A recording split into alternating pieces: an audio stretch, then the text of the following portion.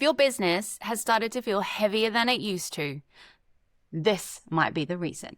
When you started building your business, it was exciting. It was an experiment, and now it has turned into a test.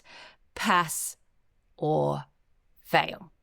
And that isn't because of your business strategy. That, my friend, is because of your reactivity.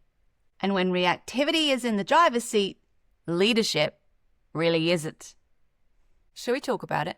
In the first episode in this series, we talked about what happens when numbers stop being neutral. In the second, we unpacked urgency, withdrawing, and control, the things that happen when that emotional response comes to the surface. Today, we are going to go one layer deeper. What happens when those reactions, those responses happen often enough that they actually become the way you think?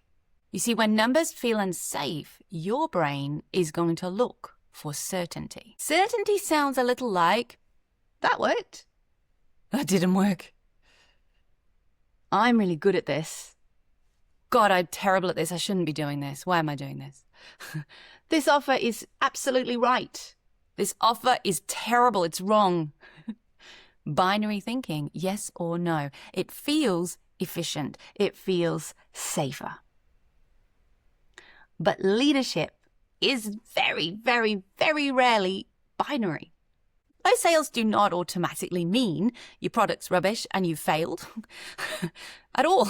But when your nervous system is activated, that nuance about what that data means disappears. And without nuance, your growth is going to shrink personally and in your business. Say, for example, you send a sales email to your list and you get crickets. Your sales remain low.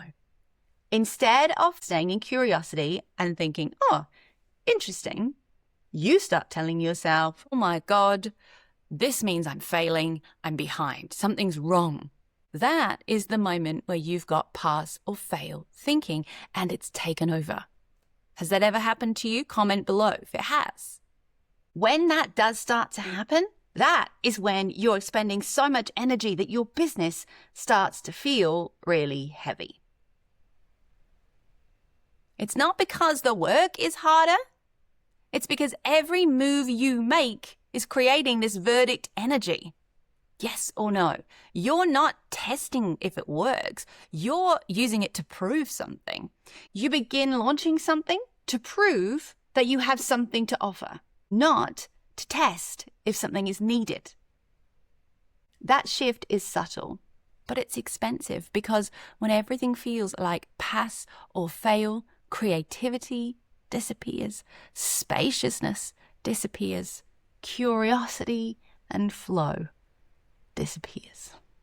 Leadership maturity is the ability to stay neutral in those moments. Neutral enough to gather information. Now, I've seen this play out in my business over and over again. Most recently, in my biz circle. Now, you know that here in Adelaide, I run a monthly business circle online and in person. And usually I aim to sell just 10 seats. It's a very intimate affair. After Christmas, 1 week out from our first circle of the year, I had sold just one ticket. Immediately, the whispers started in my mind. Maybe people don't want this anymore. Maybe it's not valuable to them. Maybe I just really suck at holding circle and they've just been coming out of kindness. Maybe this is a sign. Pass or fail in my own head. Now, I really at some points wanted to cancel circle. That actually would have made me feel better, made me feel decisive, clean, efficient. But instead, I chose to pause and ask a better question. Are these thoughts data or stories? Is this my nervous system protecting my identity?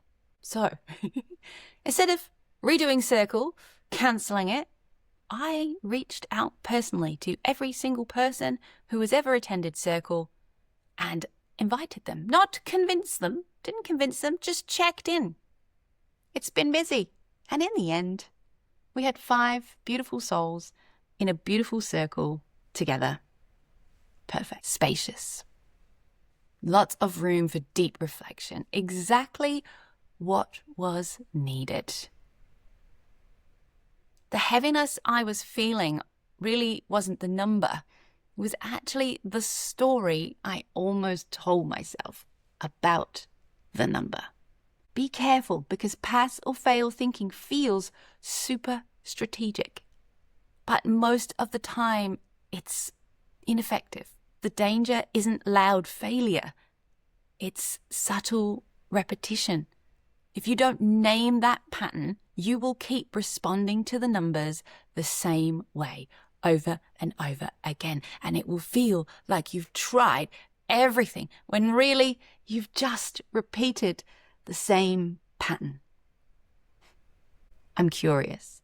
When something doesn't land in your business, what do? Do you double down? Do you pull back? Let me know in the comments. There's no judgment here, just awareness and allowing people to see that they're not alone in this.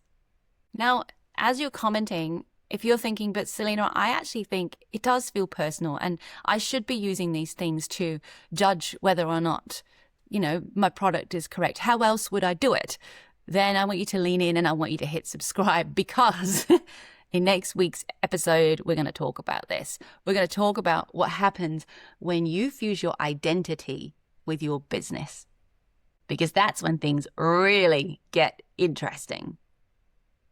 And if you feel something's off, but you can't quite name it, this is triggering something for you, but you're not sure if it's this, there's a short leadership pattern quiz linked below this video. And that's not about fixing anything. It's just about allowing you to see exactly what your business is trying to show you.